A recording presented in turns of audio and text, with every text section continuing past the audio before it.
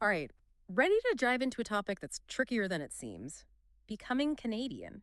We're talking marriage, kids born abroad, the whole shebang. You'd think it'd be as simple as, like, showing up, eh? Oh, if only it were that easy. There are definitely some misconceptions out there. Like a big one, marrying a Canadian. Instant citizenship. Not quite. Yeah, I can see how people would think that. Find love, get a passport. Too good to be true. Sadly, yeah. No fast track for saying I do. To even apply, you usually need to have lived in Canada, physically present for at least 1,095 days, Yeah. about 3 years in the past 5. Single, married, doesn't matter. Okay, so no bonus points for the wedding ring. But those 1,095 days, do they have to be all at once? What if someone's back and forth? For work or school, maybe? Good point. That's where it gets interesting. Don't need to be consecutive. Add it up over time. And get this, doesn't even have to be just as a permanent resident. Temporary resident, but here legally, or even as a protected person, all that can count. Hold up, protected person? That's not a term you hear every day. What exactly does that mean? You're right, probably needs some explaining. Basically, it's someone Canada has recognized as needing protection. Refugee, asylum seeker, that kind of thing. Important for our chat here, the time they spend here under that status counts towards that physical presence thing, showing a connection to Canada no matter the reason. So we've busted the marriage myth. BUT.us doesn't mean a Canadian wedding is useless, right? For citizenship, I mean. Exactly. No free pass, but it opens doors. Sponsorship, for one. Sure. A Canadian can sponsor their spouse to become a permanent resident, own process, of course, rules and all that. But for couples wanting to build a life here, worth looking into. Good to know. So marriage, no shortcuts, but a potential path. Now let's flip the script.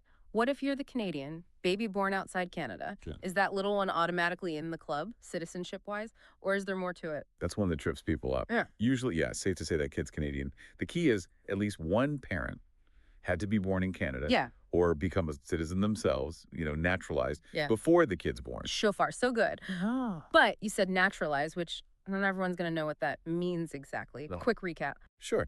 Basically, going from non-citizen to oafish Canadian, the whole process, usually means getting permanent residency first, then doing a separate application for citizenship. Big deal. Right. Not just living here, it's the legal you're in paperwork. Okay, so one Canadian parent by birth or this naturalization thing, their kid born elsewhere is, you said, likely Canadian. When's it not a sure thing? Good catch. Likely does mean there are, exceptions. And this is where it gets interesting. Only way to be totally 100% sure. Apply for what's called a citizenship certificate for the kid, like the official document. No more questions. Yep, they're Canadian. Smart. Eh. For something this important, better safe than, sorry, right. I got to adjust the elephant. Or, dot moose in the room. You said exceptions to that parent rule. What's the catch? You're onto it. First generation limit, they call it. Been causing a fuss lately.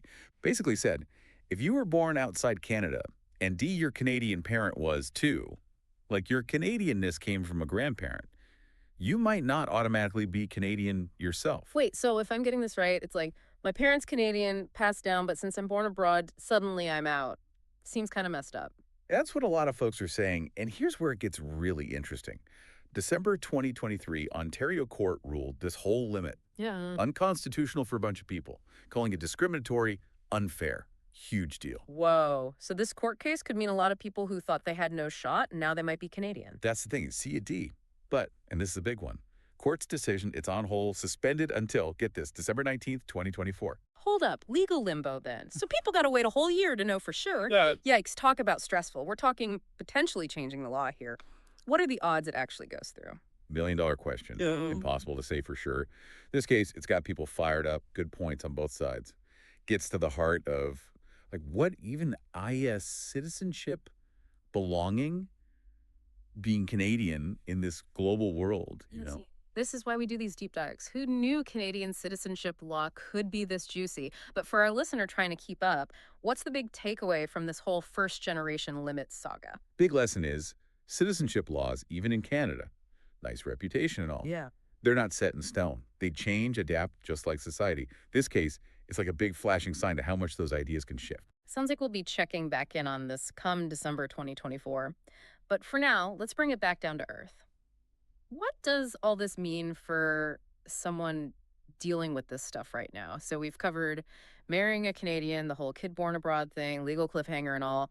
What's the one thing someone should remember from all this, if they're trying to figure out their own situation? Honestly. Don't assume anything. Citizenship in Canada, it's got all these little details, easy to get tripped up if you're just going off what someone told you or info that's outdated. So ditch the Google searches, go straight to the source. You mentioned those government websites. Those are crucial, huh? Exactly. Think of it like you're baking a cake. You wouldn't use your buddy's vague memory of the recipe, right? You'd get the cookbook. Same deal here, those websites.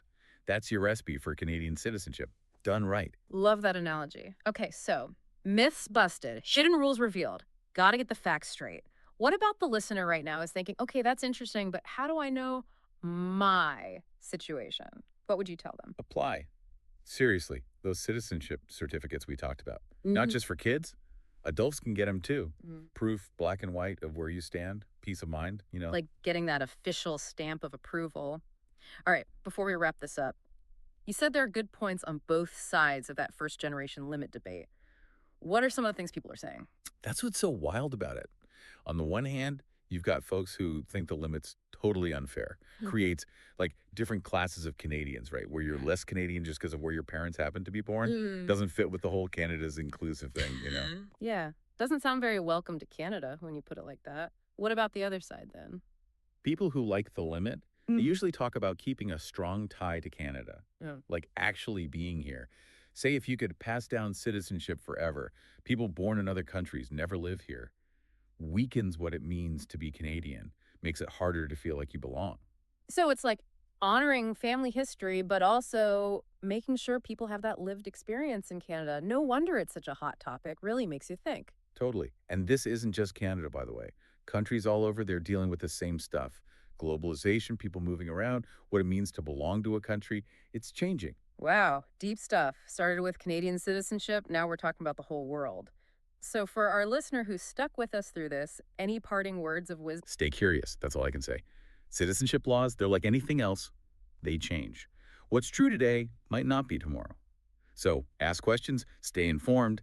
Learning about this stuff, it's just as important as actually getting citizenship, in a way. Well said. This was a wild ride, wasn't it? Surprises, legal back and forth makes you think, huh. And hey, becoming Canadian may be complicated, but life is too, right? Sometimes that's what makes it interesting. Until next time, everyone, keep those brains buzzing.